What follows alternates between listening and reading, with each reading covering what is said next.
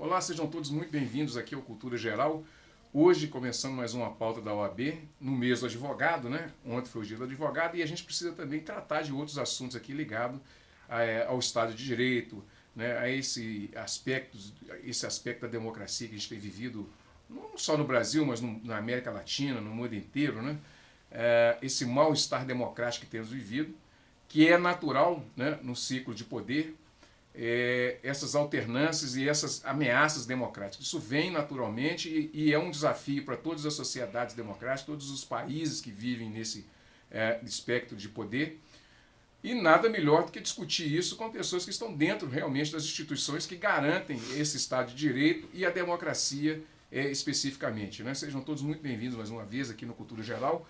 Hoje a gente está recebendo aqui na pauta da OAB o Cristiano Volpi e o Paulo, Dr. Paulo, e obviamente que hoje, graças a Deus, né, o João voltou, né, que tem muito tempo que ele não vinha aqui, esse negócio dele ser advogado, promotor, né, assessor de parlamentar, é uma correria danada, não para, né? Ô João, seja muito bem-vindo mais uma vez, é um prazer te receber. E eu tenho que falar que é um prazer, né, que já tem mais de um mês que eu não venho no programa, né? Betão, como está? Tudo bem? Tudo bem, tá tudo jóia, tudo tranquilo. Boa tarde a todos, boa tarde aí ao telespectador, população de Nova Lima, todos os advogados. Hoje é um programa muito especial. O programa hoje, Betão, estamos aqui com os representantes das comissões que eu considero as mais importantes da OAB. O Cristiano Volpi, ele é o presidente da Comissão de Prerrogativas dos Advogados, que defende todos os abusos que são feitos contra os profissionais, e também o Dr. Paulo Oliveira, que é o presidente da Comissão dos Jovens Advogados, OAB Jovem de Minas Gerais. Então, um defende as prerrogativas e o outro é o jovem advogado que tem toda aquela dificuldade de entrada no mercado e todas aquelas situações que já colocamos aqui no programa. É um prazer estar de volta, hoje celebrando o Dia do Advogado, a pauta, o mês da advocacia. Um parabéns especial a todos os advogados e advogadas que estão nos assistindo e vamos fazer um excelente programa. Paulo, seja muito bem-vindo mais uma vez, é um prazer te receber aqui. Obrigado, meu amigo. É sempre um prazer atender os seus convites para estar aqui. Cristiano, tinha muito tempo, né? Você não vinha, né? Só ficar te vendo aí pelo Facebook, nas redes sociais e tudo. Mas a profissão às vezes judia, né? Com certeza. Seja bem-vindo. Muito obrigado. Boa tarde a todos, colegas advogados, telespectadores, povo de Nova Lima. É um grande prazer estar aqui novamente. Primeira vez na TV, mas já estive antes aqui na época da rádio, onde a gente também pôde compartilhar um bom debate, não só sobre a advocacia, mas também toda a sociedade civil. Ô Cristiano, deixa eu começar com você. Como é que a gente pode entender esse estado que a gente está vivendo, esse estado de coisas que a gente está vivendo, assim? Eu não vou dizer ainda uma ameaça, mas a gente tem aí um mal-estar democrático. Como é que você enxerga tudo isso? Como é que você tem visto tudo isso? Qual a experiência que você tem? Importante que ressaltar, inicialmente, é que, independentemente de partido, de opinião política, ideológica, a OAB ela tem um comprometimento em defender a Constituição da República. Então, nós fizemos esse juramento, não só defender a Constituição, mas as nossas prerrogativas profissionais, as instituições jurídicas, dentre outras formas democráticas de atuar. E dentro do Estado Democrático de Direito, o grave problema que está acontecendo é um ataque às garantias e direitos individuais. Por que existe uma Constituição? Por que existiu esse movimento constitucionalista? Ele veio para quê? Porque teve uma época que o Estado tinha um poder absoluto, era o detentor do poder, ele legislava, ele acusava e ele julgava. E o que acontece após esse movimento constitucionalista? É confeccionada constituições em várias partes do mundo para limitar o poder do Estado. A gente tem isso muito claro aí, uma visão de Montesquieu, a tripartição dos poderes, exatamente para eles serem harmônicos entre si e a gente poder ter, assim, as garantias individuais resguardadas. E aí, a partir do momento que nós temos aí prisão em segunda instância, contrariando o texto expresso de lei, dentre também essas outras questões que vêm ocorrendo, que vêm violando os direitos individuais, são todas prejudiciais ao bom andamento do Estado Democrático de Direito. Você acha que a advocacia está correndo perigo? Hoje, de uma certa forma, a gente consegue enxergar até uma PL, eu acho, salvo engano, para estar extinguindo... Uma PEC. Uma PEC, né? Para estar extinguindo a própria ordem, como assim, querendo transformar numa associação, extinguir o exame da ordem. Isso tudo é uma forma de fragilizar o advogado. Para que serve o advogado? O advogado na Constituição, no seu artigo 133, ele foi considerado indispensável à administração da justiça. Então, o que seria? Nessa ideia da democracia, da Constituição defender o cidadão, o acusador, que é aparelhado pelo Estado, ele tem uma força muito grande. Então, o Estado sempre foi muito forte sobre o cidadão. Então, ele cria a figura do advogado para defender o cidadão e tentar dar paridade de armas. Tentar, porque, infelizmente, a gente vê por aí várias violações de prerrogativas ocorrendo em todo o estado de Minas Gerais. Infelizmente, quando nós assumimos a comissão, desde a época do Dr. Bruno Cândido, estava como presidente, a gente começou a apurar que existiam muito mais violações que a gente imaginava. Então isso a gente entendeu como um grave problema. Porque quando viola a prerrogativa, que é uma ferramenta que o advogado tem para defender o cidadão, viola não só essa garantia do advogado de exercer sua profissão, mas também o destinatário final, que é o cidadão, o constituinte do advogado. Então, quando nós temos essas violações de prerrogativas e até hoje ainda a gente não conseguiu, está tramitando no Congresso, até o doutor Rodrigo Pacheco, ele na época da Câmara dos Deputados, ele foi o presidente da CCJ que passou a punibilidade das violações de prerrogativas, então da criminalização das violações de prerrogativas, que isso seria uma forma, talvez, a gente estar equilibrando esse ataque que nós temos vivenciado à própria advocacia. Então, a gente tendo mais liberdade, independência e tendo as nossas garantias, nossas prerrogativas respeitadas, com certeza o cidadão vai estar sendo sim, muito mais respeitado também. Ô Paulo, é uma celeuma assim, para quem está entrando para a advocacia agora, está começando nessa profissão, pegar essa revolução que está acontecendo e essa confusão toda, né, de flexibilização de garantias, é um desafio para esse novo advogado? Betão, eu costumo dizer que a fase inicial da advocacia, e aí são considerados jovens advogados e advogadas aqueles que têm até 5 anos de inscrição, que é a fase mais difícil, né? Não só pela própria dificuldade do início mesmo, de começar, de conseguir os primeiros clientes ou de se inserir no mercado em algum escritório, é a fase mais difícil, por esse lado. E também por um outro lado, o desrespeito com o jovem, ele é muito comum, né? Porque normalmente os jovens e as jovens advogadas são vistos como inexperientes, né? Às vezes as mulheres ainda sofrem mais ainda, porque por exemplo, algumas colegas que advogam no crime, elas têm uma dificuldade, porque o delegado não respeita pelo simples fato de ser mulher, juiz não respeita. Então, assim, especialmente para os jovens já é difícil. E aí, num contexto em que a advocacia tem sido atacada, tem sido vilipendiada, tem sido desmoralizada pela própria presidência da República, por exemplo, torna o cenário um pouco mais complicado para o jovem, que já é complicado. Então fica pior ainda, né? Uhum. Se aqueles figurões não estão tendo as suas prerrogativas respeitadas, estão sendo atacados, quem dirá nós que estamos chegando agora.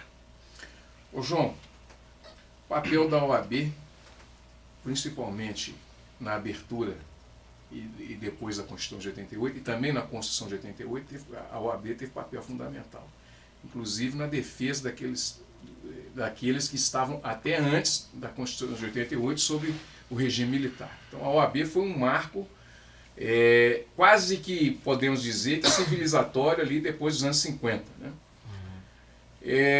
Manter essa credibilidade e manter esse estado de coisas que a OAB conquistou até hoje é um desafio?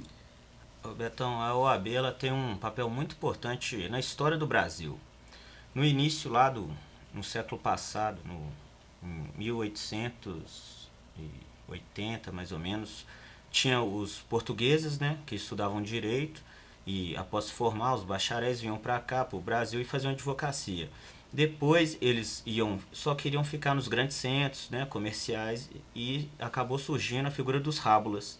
Aqui que temos como grande exemplo Luiz Gama, que advogou, foi um grande batalhador na questão da escravidão, né, da abolição da escravidão, e após isso surgiu o Instituto dos Advogados Brasileiros, junto da união desses rábulas, que quando vieram as faculdades para cá, a Faculdade de Recife e a Faculdade de São Paulo de Direito, e esse Instituto dos Advogados veio para se consolidar em 1931 com a OAB. E a OAB ela veio participando de várias questões na história brasileira, né? Na questão da ditadura, ela teve atuação muito importante em 1988 com a Constituição, também um papel de suma importância. No mandato do Collor, teve um papel importante no impeachment, nas medidas provisórias do FHC, teve uma atuação importante na lei da ficha limpa, no impeachment da Dilma. Tudo isso a OAB participou ativamente. Ela representa o cidadão, representa a cidadania, ela luta pela ordem democrática e ela vem se consolidando não só nesses pontos, também nas subseções espalhadas pelo todo o Brasil, dando apoio ao cidadão, e agora estão aí com uma PEC que quer acabar com os órgãos de classe, não mantendo aquela obrigatoriedade. Só que a OAB, quando lutamos pela OAB, não estamos defendendo o direito do advogado, mas o cidadão que ela está representando, o cliente do advogado, que ele tem os seus direitos violados. Então você consegue garantir a ampla defesa, o duplo grau de jurisdição, todas essas questões. Ô Cristiano, sei que teve aí alguns desafios aí no âmbito da Lava Jato e de outras coisas mais. Você também tem a impressão que a gente está vivendo um limite entre a ficção e a realidade? O limite entre a ficção e a realidade parece até o cinema, né? O que está acontecendo no Brasil.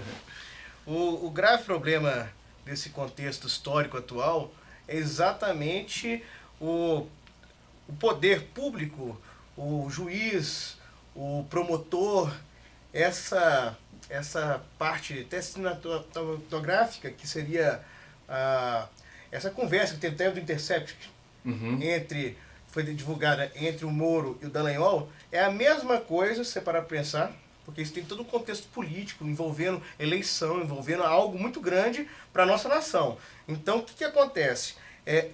Se você parar para comparar, tirando a parte partidária, você pegaria um divórcio. É a mesma coisa que o advogado de uma das partes sentar na mesa com o juiz, combinar como que seria feito os procedimentos para no final esse advogado conseguir para o seu cliente uma sentença positiva. Independentemente se o ex-presidente da República, Lula, estava ou não errado, seria condenado ou não, nunca poderia ter acontecido isso. E até mesmo acredito que talvez pelo que foi passado, principalmente pela mídia, as poucas peças processuais que eu li do processo, demonstram que ele teria uma grande chance de ser condenado, independentemente de uma atitude dessas. Então, o que acontece com o Brasil é exatamente isso.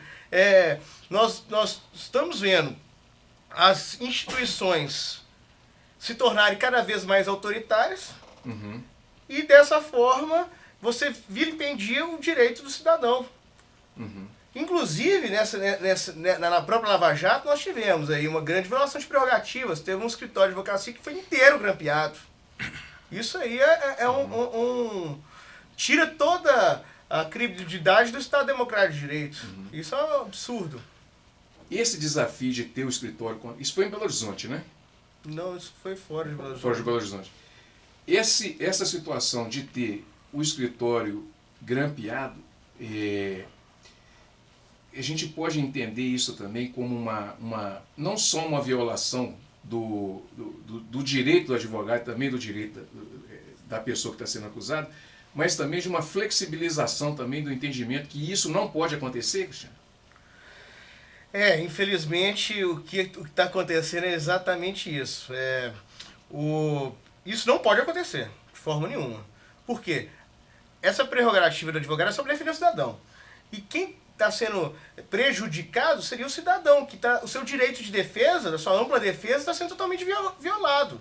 Então, como é que o cidadão vai se defender, sendo que o promotor, que é a outra parte processual, que que o cidadão, se é um caso do direito penal ali, está tendo uma investigação, o promotor é uma parte. A outra parte seria o cidadão. Tem estratégia dos dois lados, né? Dos dois lados. Então o promotor está escutando toda a estratégia do cidadão, está comprometendo toda a sua defesa.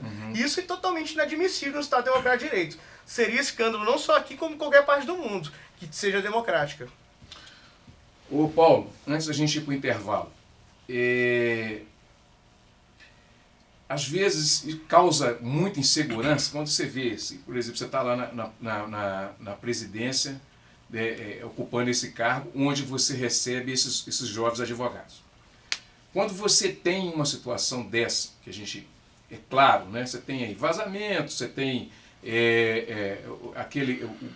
o grampo do escritório, você tem outras coisas que aconteceram e tal, isso deixa esse jovem advogado inseguro até para atuar? Betão, na verdade, assim, o trabalho de conscientização pelas prerrogativas, de não só divulgar quais são, que estão na lei, né, mas também de conscientizar, de se fazer presente e o advogado sentir que ele é titular daquelas prerrogativas e fazê-las valer no momento em que estão sendo violadas, é um esforço que a gente faz, e lógico, né, a comissão que o Cristiano preside faz com muita maestria, levar esta consciência de que existem essas prerrogativas e que o próprio advogado ou advogada que as tem violado tem poder e liberdade para fazê-las serem respeitadas, que é o nosso grande esforço. Por quê? Porque a jovem advogada e o jovem advogado muitas vezes não entende a dimensão do que é ter uma prerrogativa violada.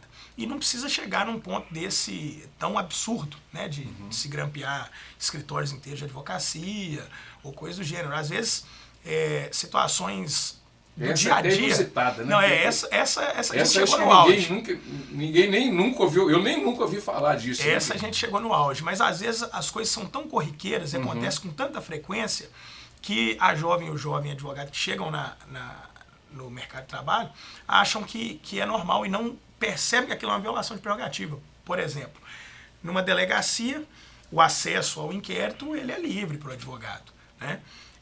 Mesmo que seja sigiloso ou qualquer coisa do gênero, o advogado ele pode acompanhar o procedimento de investigação e pode ter acesso aos autos do inquérito. Mas em algumas delegacias, por exemplo, o delegado ou algum inspetor fala que não tem inquérito, mas tem subinquérito, e o subinquérito é sigiloso. O subinquérito existe? Não. Isso não existe. É uma maneira, só que isso acontece tanto, e por exemplo, naquela delegacia, às vezes é no interior, tem uma delegacia só, naquela delegacia ali a praxe é essa, o delegado está ali há 10 anos, 15 anos, e aí o jovem chega, e às vezes vem até de uma outra comarca, e fala com o delegado passa a conversa e fica por isso mesmo. Então, assim, o esforço nosso não é nem tentar precaver essas grandes violações, mas mostrar que as violações mais claras, né? mais claras, uma hora pode chegar no jovem advogado. Mas que essas pequenas violações e que atrapalham o trabalho do advogado, porque num dia ele não acessou o inquérito, no outro esse inquérito está concluído, e depois no outro já tem uma denúncia pronta, e o advogado não sabe o que está ali vindo para cima do cliente dele. Né? Então, o maior esforço é conscientizar dessas pequenas violações que acontecem todos os dias. Todos os dias na prática acontece no judiciário, acontece em outras repartições públicas, porque infelizmente hoje ainda o advogado e a advogada é visto como um estorvo para a aplicação da lei penal, por exemplo, e um estorvo para a administração da justiça em geral, quando na verdade nós estamos apenas tentando fazer valer direitos e garantias dos nossos clientes que o poder público muitas vezes insiste em atropelar.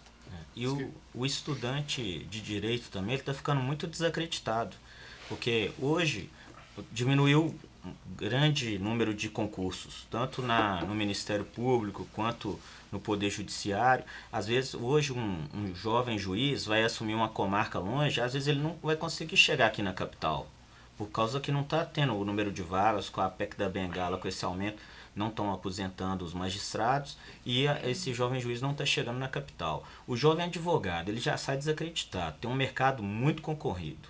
Hoje nós estamos com quase 1.500.000 advogados, Se passar essa PEC absurda que extinguiram a OAB, vai para quase 5 milhões de advogados, sem controle nenhum, tudo perdido. Você imagina que vai virar esse mercado. Ainda tem essas histórias dos robôs, das inteligências artificiais, do processo eletrônico, né, que vai diminuindo a demanda, o próprio cliente já vai tendo acesso, tem a questão dos juizados especiais, que não precisa do advogado ali na primeira instância.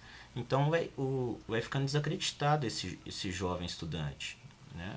Só dando um gancho de volta aqui no que o Paulo estava falando, eu queria falar, principalmente para o jovem advogado, entender a importância da prerrogativa do advogado para o cidadão.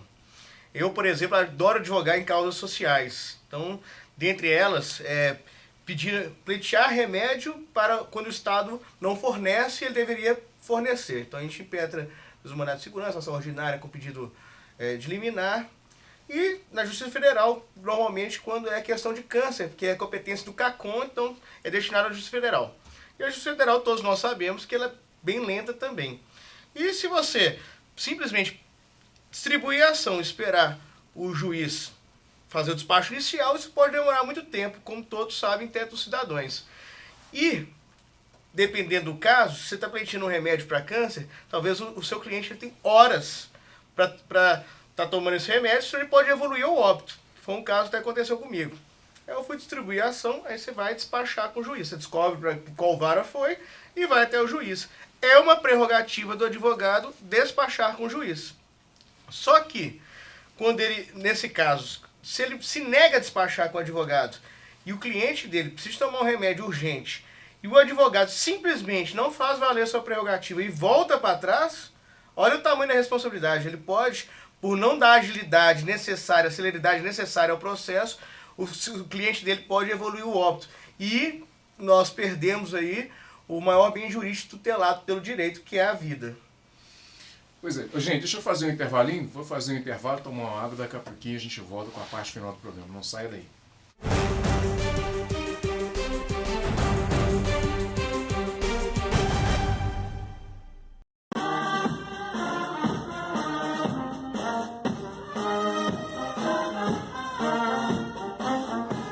Viemos ver a banda tocar e namorar com meu marido.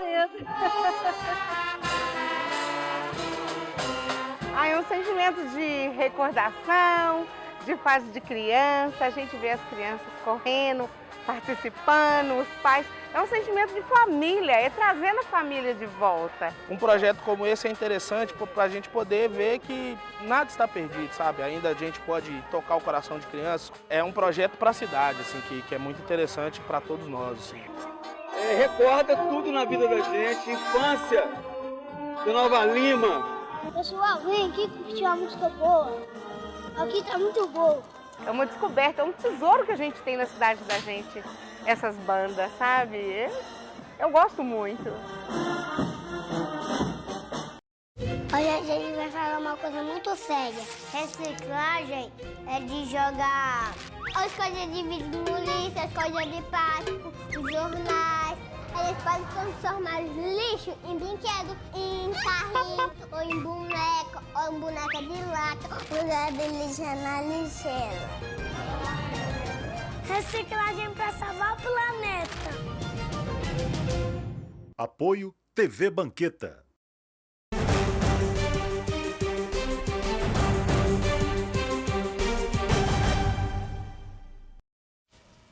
Bom, de volta com a Cultura Geral. Ô, João, deixa eu te perguntar, qual que é o principal desafio hoje que a gente tem vivido aí? E principalmente você que está em Brasília, né? Qual é o desafio que você tem enxergado, assim, na sociedade brasileira, que a gente vai ter que marchar aí? No geral, assim, acho que é essa luta mesmo diária. Eu acho em todos os aspectos, pra te falar a verdade, aqui no Brasil. Acho que temos muito a evoluir em tudo, na educação, na infraestrutura, na saúde. As instituições têm que ficarem mais fortes, se ater à sua função constitucional, né? Aquilo que foi delimitado, não usurpar poderes. E o cidadão também está mais consciente dos seus direitos, dos seus deveres. Essa é uma luta nossa, né? Tem 4 anos que a gente briga por Sim. isso, essa conscientização, né? Sim. ao mesmo tempo que a gente vê uma evolução, também vê lugares que estão estabilizados, que não avançam. Tem essa tecnologia que também está uma loucura. Vai ter que acompanhar. Paulo, é desafiador essa coisa da tecnologia, inteligência artificial, né? A informação microtexto, em detrimento de macrotexto. As pessoas não estão querendo ler muito, né? Tá querendo a resposta tudo para ontem. É um desafio para você administrar isso como um presidente da OAB Jovem. É desafiador isso? Assim, não tem nem outra pergunta para falar, emendar nessa não, assim, porque tá tudo aí, inteligência artificial, redes sociais, né? Google. Como que é administrar tudo isso? Betão, lá na OAB Jovem a gente acredita na educação como instrumento transformador da sociedade. E para além de qualquer demanda ou qualquer dificuldade que a jovem advocacia tem, nós focamos na educação. Tá? Por quê? Porque nós entendemos que é por meio da educação que o jovem advogado e a jovem advogada vai conseguir não rivalizar com a tecnologia e com a inteligência artificial, mas usá-la a seu favor. Porque com a educação nós vencemos também essa necessidade ou essa cultura de superficialidade, de leitura só de manchete, né, ou de leitura de 3, 4 linhas de texto, porque como o nosso ex-presidente Antônio Fabrício costumava dizer, o advogado que estuda ele é cada vez mais advogado. E o que isso quer dizer? Isso quer dizer que enquanto nós, jovens advogados, estivermos estudando, e não precisa ser uma pós-graduação, não precisa ser cursos universitários, é estar ali inteirado de assuntos do momento ou das novas tendências do direito na área que cada um trabalha, nós entendemos que é possível aliar a tecnologia, a inteligência artificial, isso tudo, para o nosso bem, para nos deixar livres para advogar efetivamente, né, e não apenas, por exemplo, ficar trocando cabeçalho de petição e tudo, mas ter tempo para ir buscar os nossos clientes, fazer reunião com o cliente, despachar com o juiz, com o desembargador, que é uma etapa muito importante dos processos, e deixar aquilo que é da inteligência artificial para a inteligência artificial, porque não tem jeito, não vai voltar, né, atrás, ela está aí, ela existe, então nós temos que usá-la para melhorar, nos auxiliar, e é possível, é plenamente possível, a advocacia não vai acabar, a advocacia existe muito antes de qualquer ideia e noção de poder judiciário, não depende do poder judiciário para existir, advogar não é só ter processo é uma das poucas coisas que a advocacia te proporciona, né? Então, na verdade, também a gente costuma dizer que o futuro da advocacia é um futuro fora do poder judiciário. Advogado e advogado de sucesso do futuro não é aquele que tem mais processo, mas só aquele que tem mais clientes e que resolve os problemas desse cliente na mesa de reunião do seu escritório, que não precisa depender da decisão de um terceiro, porque as partes envolvidas naquele conflito conseguem construir uma solução que é boa para ambas partes, que às vezes não está nem prevista na lei, mas que é boa para ambas partes e deixa todo mundo satisfeito, vai para casa, não precisou esperar uma sentença de 5 anos, mais julgamento de um recurso de mais 10 anos. Né? Então, assim, o nosso desafio hoje, até por causa de tantas faculdades de direito, muitas que a gente sabe que não provê o mínimo teórico para o bacharel advogar, tanto é que esses números refletem nos resultados do exame de ordem, né, que a gente costuma dizer que não é um exame difícil, mas é um exame que exige o mínimo que um advogado e uma advogada tem que ter. Então, o nosso desafio é mostrar para a jovem advogada e para o jovem advogado que a saída é na educação. A saída é no estudo. Todos os problemas do mundo eu acho que a gente consegue resolver com uma sociedade bem educada e com advogados e advogadas cada vez mais bem instruídos. Cristiano, para a gente terminar, as prerrogativas dos advogados têm que ser cabo de aço, a gente não pode perder, não, porque do jeito que está ficando, nós estamos ficando pendurados na brocha. Com certeza, não pode perder de forma nenhuma. Por isso que a OAB de Minas disponibiliza um 0800 que pode ser atendido às 24 horas por dia. E, além disso, nós contamos com 60 delegados de prerrogativos em todo o estado de Minas Gerais e além dos delegados subseccionais que também apoiam a comissão estadual. Então, nós trazemos essa luta da ordem para equilibrar verdadeiramente o Estado Democrático de Direito, que é a forma que nós temos o advogado de defender o cidadão e toda a democracia brasileira. O advogado também tem que ficar atento, né? Tem que procurar o estatuto, ver se mudou alguma coisa, tem que estar sempre atento, né? Com certeza, todas as palestras que a gente vem fazendo no Estado, eu abro falando que o primeiro delegado de prerrogativas é o próprio advogado, porque é o advogado que estuda, que entende quais são suas prerrogativas profissionais, com certeza ele será muito mais afiado, muito melhor, muito mais combativo entre audiências, em prédios forenses, na sua vida como advogado mesmo. Bom, gente, chegamos ao final do programa Cultura Geral. Um grande abraço, né? Nós vamos voltar dia 2 ao vivo, né? Nesse período aí, amanhã tem mais um programa que foi gravado. E nesse período eu vou dar uma descansada, volto dia 2 de setembro, né? Com várias novidades aqui no Cultura Geral. Um grande abraço e até dia 2 ao vivo, se Deus quiser, com mais Cultura Geral.